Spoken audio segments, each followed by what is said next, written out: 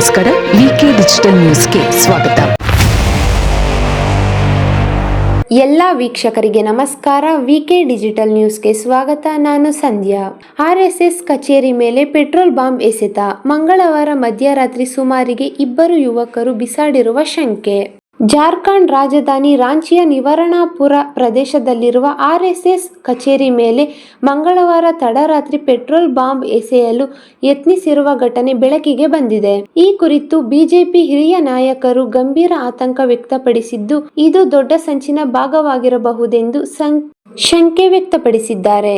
ಕೇಂದ್ರ ಸಚಿವ ಹಾಗೂ ಜಾರ್ಖಂಡ್ನ ಬಿಜೆಪಿ ಹಿರಿಯ ನಾಯಕ ಸಂಜಯ್ ಸೇಠ್ ಅವರ ಪ್ರಕಾರ ಮಂಗಳವಾರ ತಡರಾತ್ರಿ 12:36ರ ಸುಮಾರಿಗೆ ಇಬ್ಬರು ಯುವಕರು ಸಂಘದ ಕಚೇರಿ ಮೇಲೆ ಪೆಟ್ರೋಲ್ ಬಾಂಬ್ ಎಸೆದಿದ್ದಾರೆ. ಈ ಘಟನೆ ದೊಡ್ಡ ಸಂಚು ಸೂಚಿಸುತ್ತಿದ್ದು, ಸಂಘದ ಕಚೇರಿ ಸಮೀಪ ಶಾಶ್ವತ ಪೊಲೀಸ್ ಪಿಕೆಟ್ ಸ್ಥಾಪಿಸುವಂತೆ ಜಿಲ್ಲಾಡಳಿತಕ್ಕೆ ಮನವಿ ಮಾಡಲಾಗಿದೆ ಎಂದು ತಿಳಿಸಿದ್ದಾರೆ. ಘಟನೆ ಕುರಿತು ಪ್ರತಿಕ್ರಿಯಿಸಿದ ನಗರ ಉಪ ಪೊಲೀಸ್ ಅಧೀಕ್ಷಕ ಕೆ.ವಿ. ರಮಣ್, ಸ್ಥಳದಿಂದ 2 ಬಾಟಲಿಗಳನ್ನು ವಶಪಡಿಸಿಕೊಳ್ಳಲಾಗಿದ್ದು, ಅವುಗಳನ್ನು ವಿಧಿವಿಜ್ಞಾನ ಪ್ರಯೋಗಾಲಯದ ತಜ್ಞರು ಪರಿಶೀಲಿಸುತ್ತಿದ್ದಾರೆ ಎಂದು ತಿಳಿದುಬಂದಿದೆ. ಸೈಬರ್ ಡಿಎಸ್ಪಿ ಸೇರಿದಂತೆ ಹಲವು ಪೊಲೀಸ್ ಅಧಿಕಾರಿಗಳನ್ನು ತನಿಖೆಗೆ ನಿಯೋಜಿಸಲಾಗಿದ್ದು, ಪೊಲೀಸ್ ಆಯುಕ್ತರ ನೇತೃತ್ವದಲ್ಲಿ ವಿಶೇಷ ತನಿಖಾ ತಂಡವನ್ನು ರಚಿಸಲಾಗಿದೆ ಎಂದರು.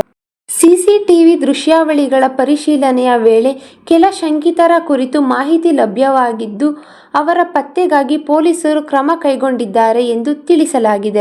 ಇದೇ ವೇಳೆ ಜಾರ್ಖಂಡ್ ವಿಧಾನಸಭೆಯ ವಿರೋಧ ಪಕ್ಷದ ನಾಯಕ ಬಾಬುಲ್ ಮರಾಂಡಿ ಬೈಕ್ನಲ್ಲಿ ಬಂದ ಇಬ್ಬರು ದುಷ್ಕರ್ಮಿಗಳು ಕಚೇರಿ ಮೇಲೆ ಬಾಂಬ್ ಎಸೆದಿರುವುದು ಸಾಧ್ಯತೆ ಇದೆ ಎಂದು ಆರೋಪಿಸಿದ್ದಾರೆ. ಇದು ಇನ್ನೂ ದೊಡ್ಡ ಘಟನೆಯೊಂದಕ್ಕೆ ಮುನ್ನುಡಿಯಾಗಬಹುದೆಂದು ಅವರು ಅಭಿಪ್ರಾಯಪಟ್ಟಿದ್ದಾರೆ. ಸದ್ಯ ಪ್ರಕರಣದ ಕುರಿತು ಪೊಲೀಸರು ತನಿಖೆ ಮುಂದುವರೆಸಿದ್ದು, ದಾಳಿಯ ಹಿಂದಿನ ಉದ್ದೇಶ ಹಾಗೂ ಆರೋಪಿಗಳ ಗುರುತು ಪತ್ತೆ ಹಚ್ಚುವ ಕಾರ್ಯ ನಡೆಯುತ್ತಿದೆ. ಇದು ಈವರೆಗಿನ ಸುದ್ದಿಗಳು.